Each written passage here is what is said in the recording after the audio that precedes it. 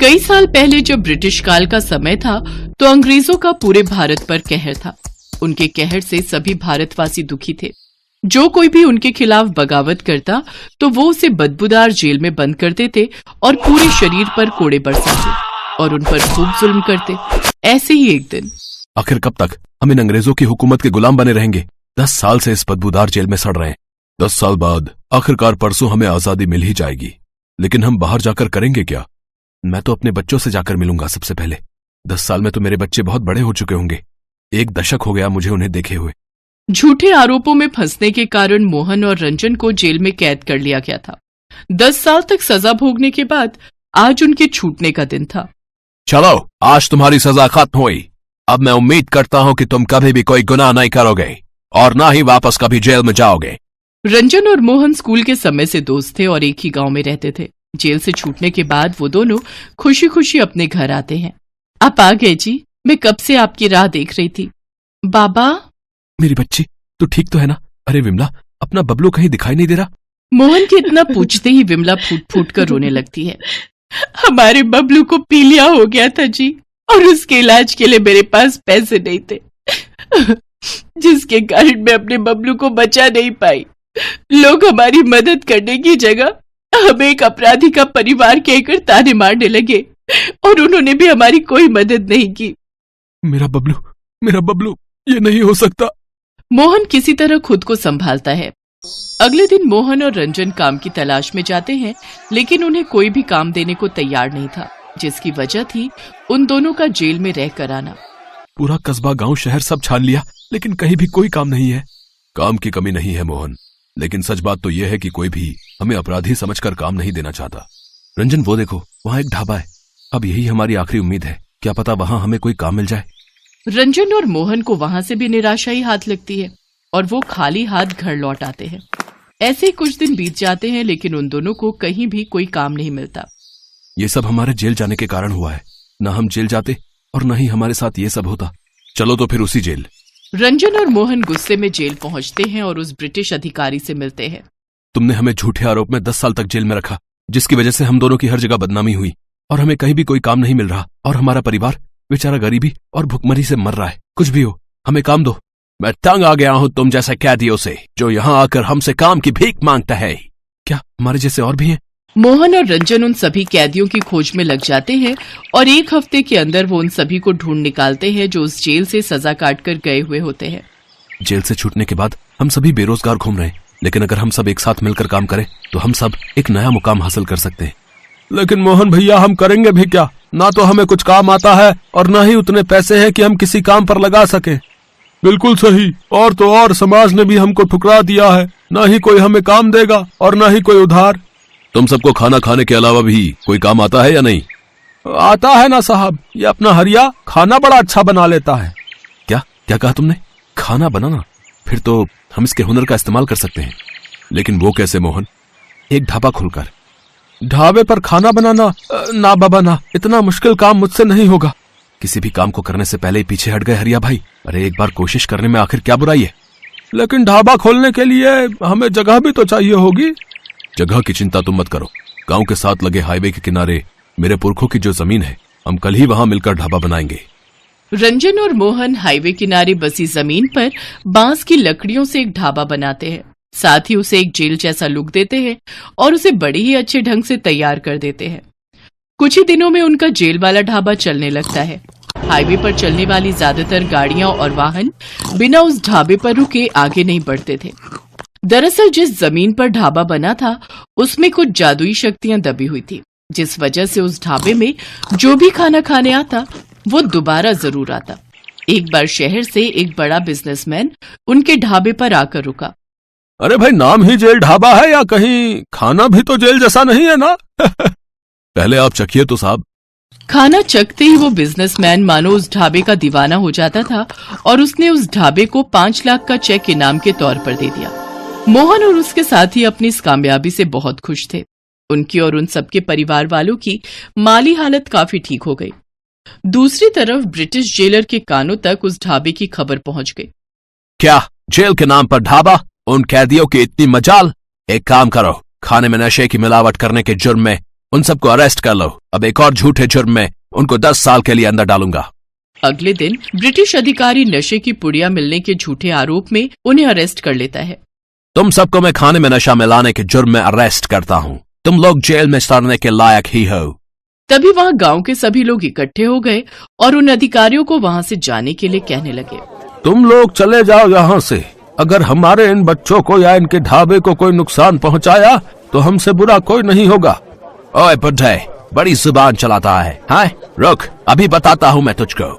जैसे ही वो पुलिस वाला उन्हें मारने के लिए आगे बढ़ता है तो अचानक से हवा में उड़ते हुए डंडों से उनकी पिटाई होने लगती है और वो सभी पुलिस वाले हाथ जोड़कर कहते हैं, माफ कर दीजिए हमें, अब ये गलती मैं दोबारा नहीं करूंगा। लेकिन मुझे एक बात समझ नहीं आई, डंडों से उनकी पिटाई खुद ब खुद कैसे होने लगी? मोहन, हम जादुई शक्तियां हैं जो इस ढाबे की जमीन में बसी हैं। जब तक ये ढाबा यहाँ है तब तक कोई भी तुम्हारे इस ढाबे को नुकसान नहीं पहुंचा सकता और ना ही तुम सबको इस काम में कभी कोई घाटा होगा। जादुई शक्तियां, आपका बहुत बहुत शुक्रिया। सभी गांव वालों ने मिलकर एकता से उनका सामना किया और उन पुलिस वालों को वहां से भगा दिया। गांव वालों के मन में अपने लिए इतना प्यार देखकर मोहन और उसके साथियों की आंखें भर आई। अब वो खुश थे कि अब उन्हें भी समाज में वही इज्जत और वही प्यार मिल रहा है जिसकी वो उम्मीद कई साल पहले खो चुके थे।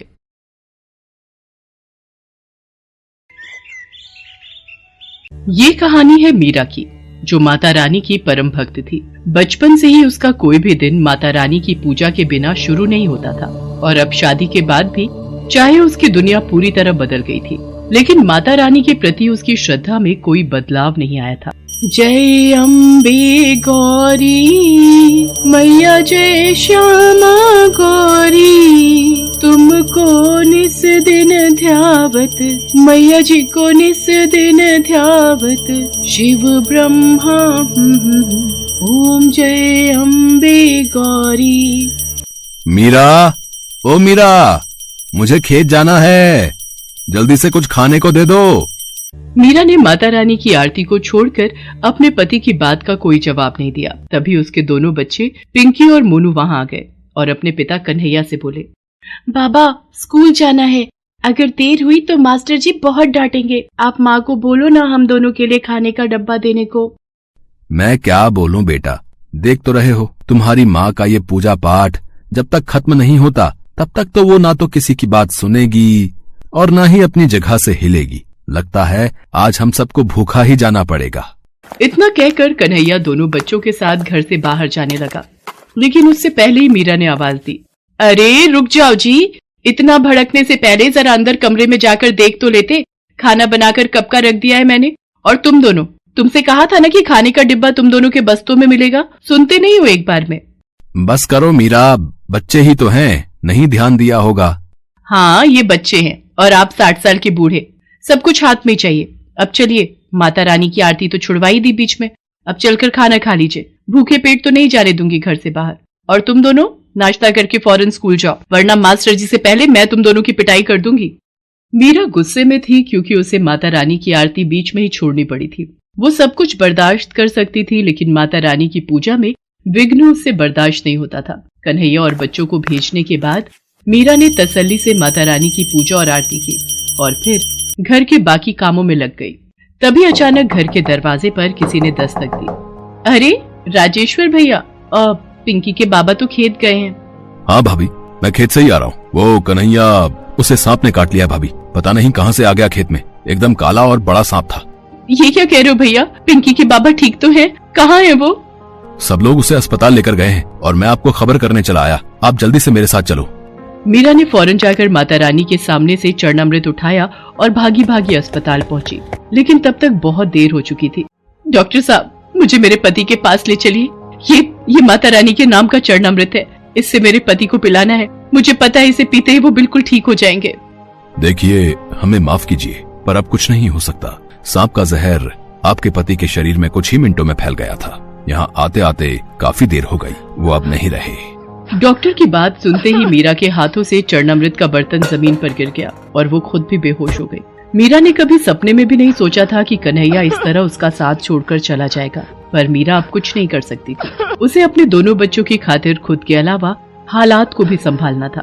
कन्हैया के पास खेत के नाम पर बहुत ही थोड़ी सी जमीन थी, जिसमें एक वक्त में वो एक ही सब्जी या अनाज उगा पाता था। जब कन्हैया की मौत हुई तो उस वक्त खेत में कटहल की फसल लगी हुई थी, लेकिन ये किस्मत का खेल ही था कि खेत में उगे हुए लगभग सारे कटहल कीड़ा लगने की वजह से खराब हो गए थे। तो अब मीरा के सामने बड़ी मुश्किल थी। हे भगवान, सिर्फ ये एक कटहल ही थोड़ा बहुत ठीक दिख रहा है, पूरी की पूरी फसल खराब हो गई, अब क्या होगा। मीरा उदास मन से उस कटहल को लेकर घर पहुंची। उसके मन में यही उधेड़-बुन थी कि वो अब खेत में क्या बोएगी और बीज खरीदने के लिए उसके पास पैसे कहां से आएंगे। इसी बीच उसकी नजर अपने पूजा घर पर पड़ी, जहां माता रानी के सामने भोग का बर्तन बिल्कुल खाली था। हे माता रानी, ये मुझसे कैसा पाप हो गया। जल्दी खेत जाने के चक्कर में माता रानी को भोग लगाना ही भूल गई। माफ करना माँ, मैं अभी भोग के लिए कुछ बना कर लाती हूँ। मीरा फौरन रसोई में गई, लेकिन राशन के सारे डिब्बे पूरी तरह से खाली हो चुके थे। कन्हैया के जाने के बाद से ही हालात खराब होते चले गए। घर का सारा राशन खत्म हो चुका था, तो अब ना तो मीरा और उसके बच्चों के लिए कुछ खाने को था और ना ही माता रानी का भोग बनाने के लिए, सिवाय उस एक कटहल के जो मीरा अपने खेत से लेकर आई थी।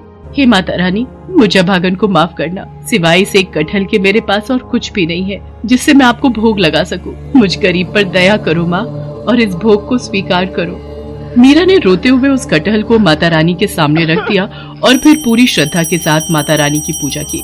दोनों बच्चे भी उसके साथ माता रानी के सामने हाथ जोड़े बैठे रहे। फिर माता रानी की आरती के बाद, माँ अब तो आरती हो गई ना, मुझे माता रानी का प्रसाद दो ना जल्दी से, बहुत भूख लगी है, सुबह से कुछ भी नहीं खाया। नन्हे से मोनू की बात सुनकर मीरा को और भी रोना आ गया। उसे समझ नहीं आ रहा था कि आखिर वो उस कच्चे कटहल को बिना पकाए अपने बच्चों को कैसे खिलाए, लेकिन फिर भी उसने कटहल को माथे से लगाया और उसे काटने लगी। हे माता रानी, काश ये कटहल थोड़ा बहुत पक गया हो ताकि मेरे बच्चे कुछ तो खा सके। इसी उम्मीद के साथ मीरा ने पूरा कटहल काट दिया और ऐसा करते ही उसकी आंखें चमक उठी। हालांकि वो कटहल खाने लायक तो नहीं था, लेकिन फिर भी उसके अंदर कुछ ऐसा था जो बहुत ही अनोखा था। माँ, इस कटहल के बीज इतने क्यों चमक रहे हैं? क्योंकि ये बीज सोने के हैं पिंकी, ये जरूर माता रानी का चमत्कार है। मीरा ने माता रानी के सामने सिर झुकाया और फिर तुरंत ही उस कटहल से सारे बीज बाहर निकाल लिए। वो सारे के सारे बीज खालिद सोने के थे। मीरा ने उनमें से एक बीज गांव के सुनार के पास जाकर बेच दिया। उस बीज के बदले मीरा को काफी सारे पैसे मिल गए, जिससे सबसे पहले मीरा ने बच्चों को पेट भर खाना खिलाया और फिर घर के लिए काफी सारा राशन भी खरीद लिया। माँ, माता रानी ने सब ठीक कर दिया ना? अब तो हमारे पास इतने ही सारे सोने के बीज हैं, तो हमें कभी कोई परेशानी नहीं होगी। अब तो हम बिना कुछ किए ही हमेशा खाना खा सकते हैं, है ना? नहीं बेटा, भले ही माता रानी का आशीर्वाद हमारे साथ है, पर हमें मेहनत का साथ नहीं छोड़ना चाहिए। मीरा जानती थी कि उसे उन सोने के बीजों का क्या करना है। उसने अगले ही दिन जाकर सबसे पहले अपना पूरा खेत साफ किया और फिर वो सारे सोने के बीज उस खेत की मिट्टी में बो दिए और देखते ही देखते कुछ ही दिनों में वहाँ कटहल के नए पेड़ उगाए।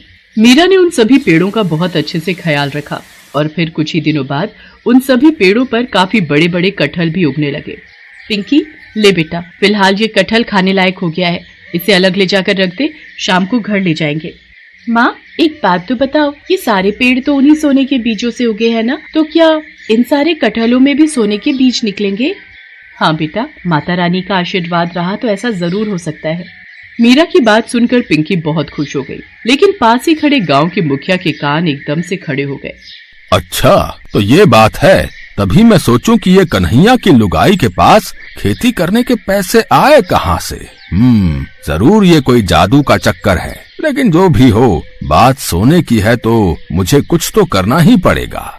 मुखिया एक नंबर का लालची आदमी था। वो सारा दिन मीरा के खेत के आसपास ही मंडराता रहा और फिर शाम के वक्त जैसे ही मीरा खेत से घर गई तो मुखिया ने अपने कुछ आदमियों के साथ मिलकर मीरा के खेत से सारे कटहल चुरा लिए और उन सबको अपने घर लेकर आ गया। मुखिया ने अपने घर के सभी सदस्यों को उन कटहलों को काटने में लगा दिया, लेकिन उनमें से एक भी कटहल में सोने का नामो निशान नहीं था। दूसरी तरफ मीरा जो एक कटहल अपने घर लेकर गई थी, उसे उसने पहले की तरह ही सबसे पहले माता रानी को भोग लगाया और फिर पिंकी ने उसे काटा।